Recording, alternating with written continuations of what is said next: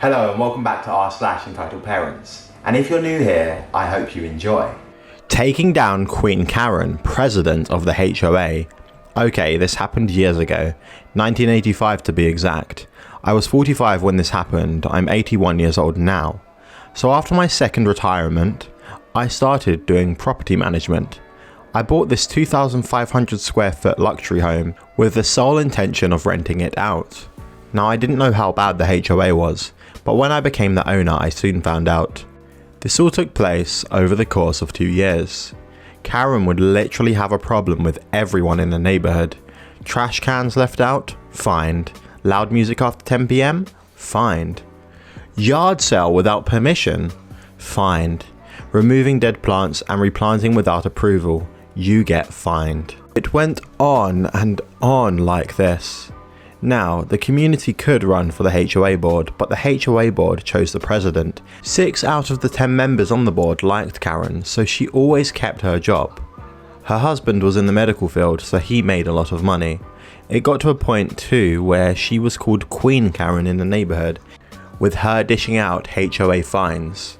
Now, I used to go in person to collect the rent because the people that rented my house were good friends of mine, so I did this for months. I would park my car by the front of the garage. I and my friends were having some music on, but it wasn't that loud. Queen Karen came over, driving her golf cart and said, Queen Karen, "Excuse me?" Me, "Yeah?" Queen Karen, "You have to turn that music down, it's too loud." I told her that it was 8 PM and that music that's even loud can be played until 10 PM. She wasn't having it and demanded that I turned it down. Now my friends and I kept the music going and we were enjoying ourselves. She proceeded to get angry and decided to fine me. Now, most people will take the abuse and pay the fine, but not me. I went to the HOA board, contested the fine and won. From that point on, Queen Karen made it her personal mission to destroy me. She would whine and fuss about every little thing. I fought what I could, but I did end up paying for some of it. She also went after my tenants, which made things worse for me. I had a sit down with my friends one night to discuss the problem. When I parked my car, Queen Karen came over in her robe and said I should park somewhere else. I did because I didn't want to start anything. We see her go back into her house and embrace a man that isn't her husband. We were being nosy and we came to the conclusion that she was cheating on her husband. Spoiler alert, she was. My friends and I told Queen Karen's husband. I'm sure he did some investigation because 3 months later they divorced and he was moving his stuff out. Now, gossip said that Queen Karen got nothing because she was the one that cheated and she didn't have a job, so she wasn't entitled to any money. From this point on, Queen Karen had a massive decline in the quality of life that she had had. She sold her car and got a cheaper one, and she adopted different dressing habits. But even after the divorce, she never got a job and she was still living somewhat better than everyone else. Fast forward to 1986 in February. Queen Karen and the HOA had been giving out fines for very obscure things, and increased monthly dues. Having trash cans out a couple of hours early or after the trash man left would result in a fine. She started targeting people that had older or dirty cars, and the list goes on. Me and the other people in the community were sick of the crap that she and the HOA were pulling, so in the next meeting, we made our voices heard and raised our concerns. Queen Karen said that the community had been falling behind on repairs and that the dues and increase in fines were necessary, especially if people weren't maintaining their own property. She said that it was in the yearly budget report and that we should have read it. The other annoyed residents and I go and read the statement. Now, none of us had read it beforehand because we take it as a junk mail and disregard it, but we read the whole statement cover to cover. The Queen had increased the HOA budget 15%, and where the extra money was going remained unknown. We went over to her house the next day and demanded to know where the extra money was being spent, but she refused several times. She closed the door and went back to watching TV. We filed a joint lawsuit to find out where the money was going. In June, we found out. Cue the revenge. Queen Karen was living off HOA fines and dues. The increase is because she was running out of money. She still didn't have a job, so she embezzled from the HOA so she wouldn't have to get a job. She gets busted. We call the police for her embezzling the money. She was charged with fraud and extortion. The neighbours and I filed a joint lawsuit against Karen to get reimbursement as well. And because she had no money, she had to mortgage her house to pay us all. She later went to federal prison for 6 years with no parole, and because she went away, no one was paying on her house. So the bank foreclosed on it and it was bought by someone else. So when she got out in 1992, she was homeless. Honestly, the majority of us didn't want to ruin her life like this. Had she toned down the excessive fines, we would have let her be, but she had to double down and steal from us because she didn't want to get a job like everybody else. Am I the jerk for using my mother's own threat against her and calling my brother a tattletale? I will turn 19 on Thanksgiving this year. My mother is extremely controlling. She doesn't think your birthday should be celebrated if it falls on a holiday, so myself and my older sister, 22 female, whose birthday is sometimes on Easter, will sometimes not be acknowledged at all because your birthday isn't a holiday, and she will kick people out if they wished us a happy birthday. It's ridiculous. This isn't even the most controlling thing she does. If you get upset, you're the problem, and how dare you hurt her feelings? So my sister said she'd bring me a cupcake for my birthday that I could have after everyone left. My brother overheard this and told my mother, and she kicked up a big fuss about it. She called my sister and they got into an argument, and now my sister isn't coming at all because my mother uninvited her. I miss my sister, so when she invited me to her place instead, I said yes. My brother tattled again and my mum tried to tell me I couldn't go. My sister has offered me a room in her apartment and I'm really tempted to move. I told my mother I was going and she couldn't stop me, and if she threatened to kick me out, like she likes to do, I had to go somewhere, so let me know if I need to start packing. She just sort of floundered for a minute before turning on the tears. I just walked away. She doesn't want me to move because she needs my extra help with my brother, like driving him places and keeping an eye on him.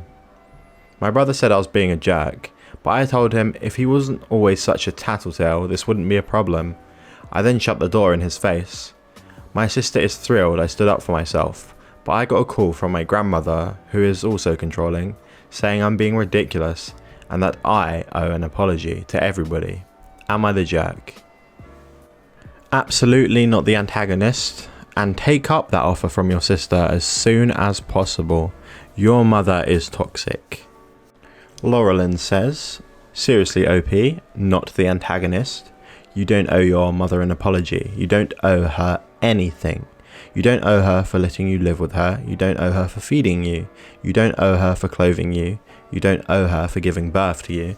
And you sure as heck don't owe her for taking care of your younger brother.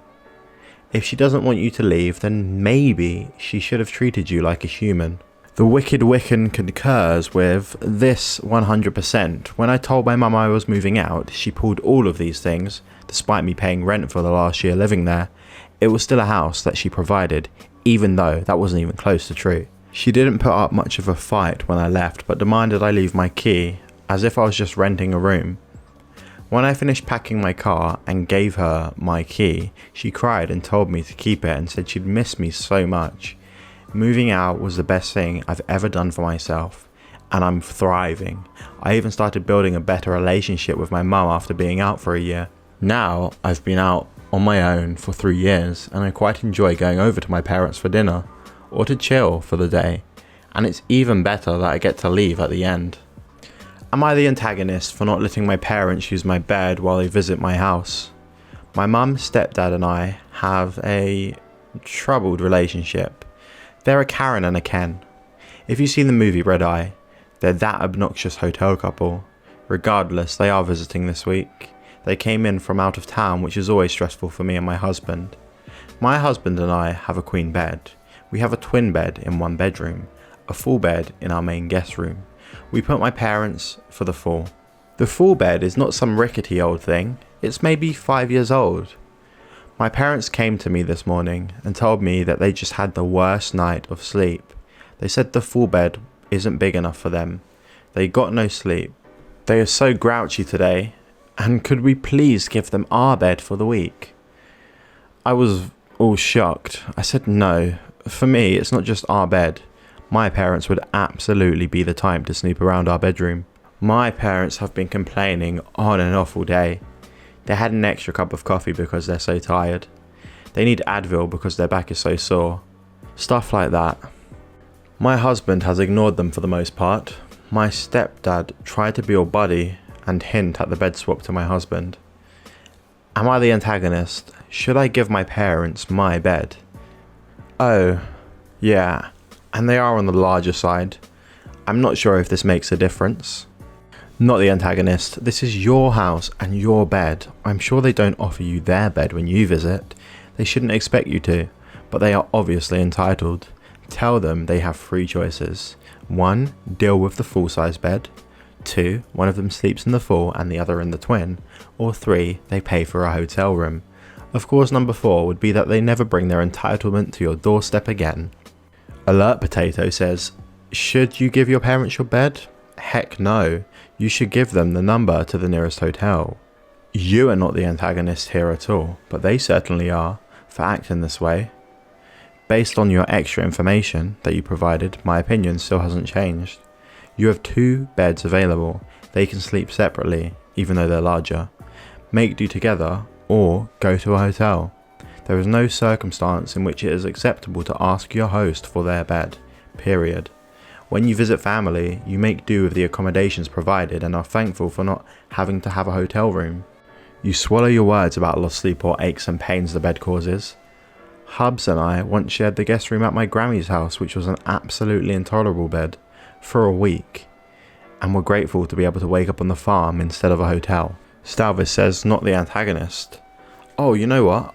I just read how sleeping on a nice hard floor is supposed to do wonders for your back and leave you feeling refreshed and rejuvenated. Let me help you get set up. That is what you should have replied to your parents with.